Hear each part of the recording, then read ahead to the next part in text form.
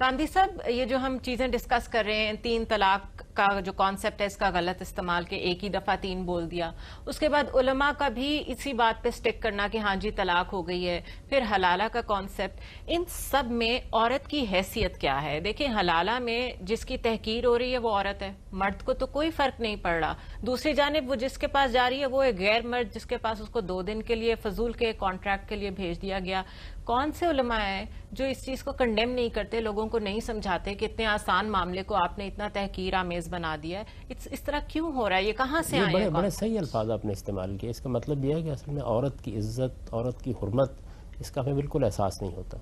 हमारे नज़दीक वो एक खिलौना है, आपने 2 दिन इस्तेमाल कर लिया, किसी दूसरे ने खेल लिया उसके साथ, तो ये चीज़ बड़ी बदकिस्मती की चीज़ है। यानी इसकी एक पूरी शख्सियत है। आप खुद ज़रा थोड़ी देर के लिए तसव्वुर कीजिए कि ये क्या कॉन्सेप्ट है। मैंने आपको बताया कि रसूलुल्लाह सल्लल्लाहु अलैहि वसल्लम ने इसके बारे में कितने सख्त अल्फाज इस्तेमाल किए हैं और लोगों को इससे रोका है। ये मसला कहाँ से पैदा होता है?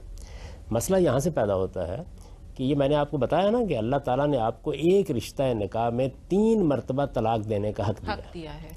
अल्लाह का दीन यही है। सब अहले इल्म इस बात को मानते हैं कि अल्लाह का बताया हुआ तरीका भी यही है।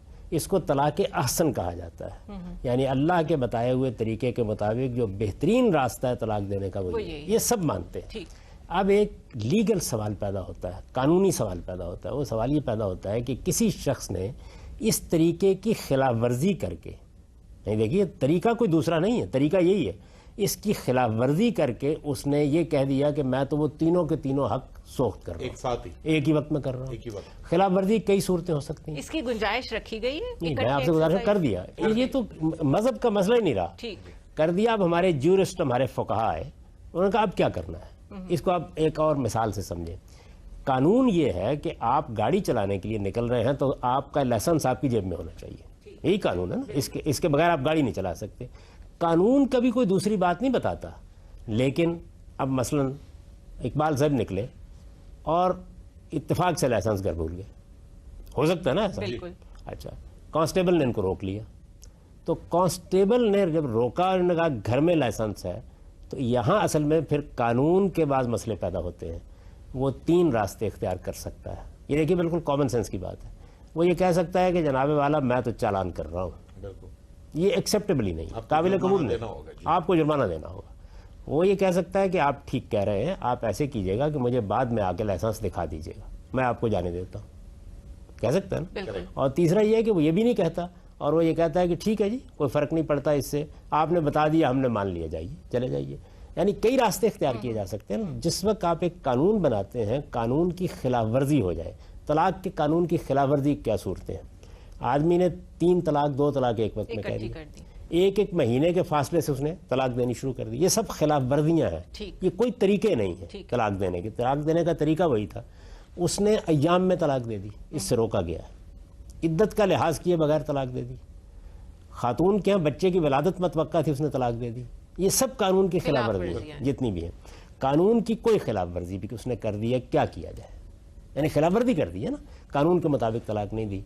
इसमें रसूलुल्लाह सल्लल्लाहु अलैहि वसल्लम ने जो तरीका इख्तियार किया वो ये था कि आप उस आदमी से पूछते थे क्या इरादा है तुम्हारा।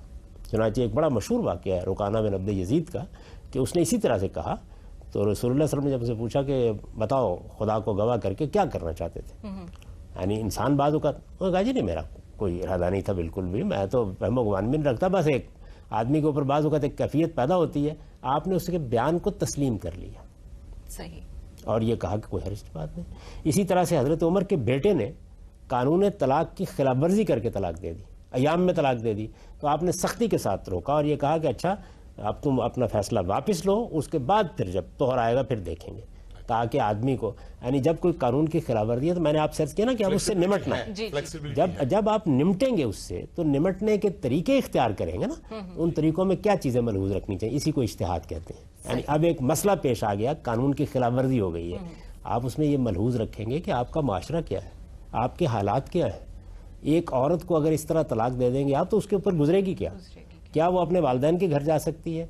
अरब के माशरे में इस सूरत हाल बहुत सादा थी, یعنی خواتین کو تو آپ نے طلاق کا ہدف بنا دیا، وہ اگلے دن جائیں گی کسی دوسرے کے ساتھ نکاح کر لیں گی، بیوہ ہو گئی اگلے دن جائیں گی دوسرے کے ساتھ نکاح کر لیں لیکن ہمارے ہاں ان کو اپنے والدین کے یا اپنے بھائیوں کے پاس جا کے باہر نہیں ہونا ہوتا تھا۔ میں آپ سے عرض کر رہا ہوں کہ معاشرہ بدل گیا، ہماری اقدار بدل گئی، ہمارے یہاں ہندو معاشرت کے بہت سے اثرات آ گئے، ان کا لحاظ کر کے آپ کوئی طریقہ اختیار کریں گے نا۔ اب یہ مسئلہ کہاں سے پیدا ہوا؟ مسئلہ یہاں سے پیدا ہوا کہ سیدنا عمر رضی اللہ عنہ کے زمانے میں، ظاہر ہے کہ وہ ایک خلیفہ راشد ہیں، ان کے زمانے میں لوگوں نے اسی طریقے سے آ کے بیانات دینے شروع کیے، نہیں میرا تو کوئی ارادہ نہیں تھا، تو انہوں نے ایک انتظامی حکم جاری کیا، یہ میں لفظ بول رہا ہوں بہت سوچ سمجھ کے، شرعی نہیں، انتظامی حکم جاری کیا کہ میں آئندہ یہ سٹیٹمنٹ قبول نہیں کروں گا سزا کے طور پر۔ ہمارے ہاں اسی کو اصل شریعت کا قانون بنا لیا گیا ہے، چنانچہ ہر آدمی 3 طلاق دیتا ہے، 3 طلاق کی دستاویز لکھتا ہے، یہ ہے اس کی اصل۔ اور جب یہ ہو گیا، یعنی پہلے آپ نے ایک غلطی کر لی، اب وہ غلطی چونکہ ہر آدمی کر رہا ہے، شب و روز کر رہا ہے، تو اب آپ نے پھر حلالے کو، جس کو اللہ کے پیغمبر نے کہا تھا کہ اس پر لعنت ہو، پھر اس کو آپ کو قبول کرنا پڑا، اس کے راستے نکالنے پڑے، بلکہ بہت میں دکھ کے ساتھ یہ بات عرض کر رہا ہوں کہ بعض لوگوں نے اس کو کاروبار بنا لیا۔